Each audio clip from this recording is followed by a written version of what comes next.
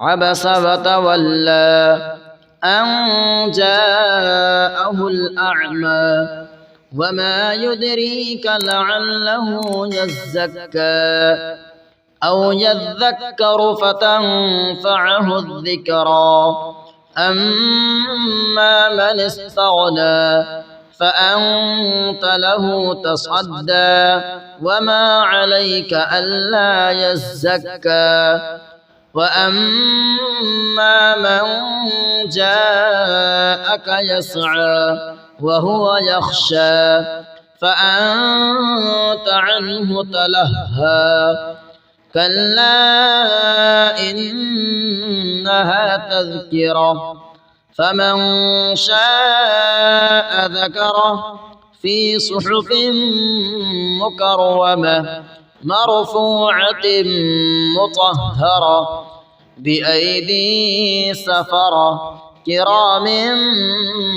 بررة قتل الإنسان ما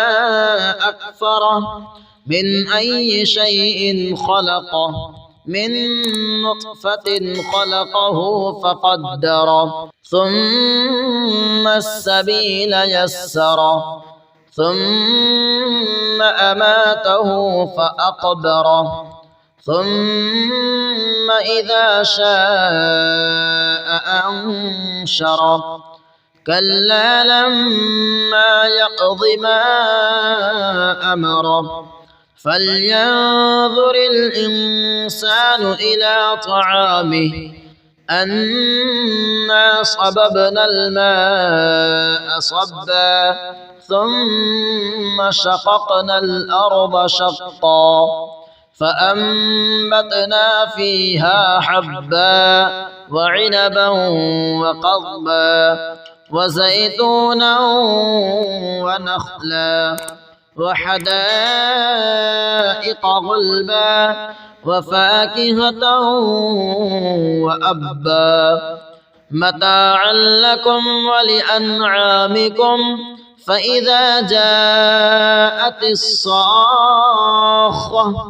يوم يفر المرء من أخيه وأمه وأبيه وصاحبته وبنيه لكل امرئ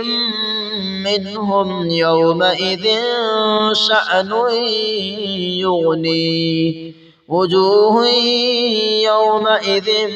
مسفرة ضاحكة مستبشرة ووجوه يومئذ عليها غبرة ترهقها قترة أولئك هم الكفرة الفجرة.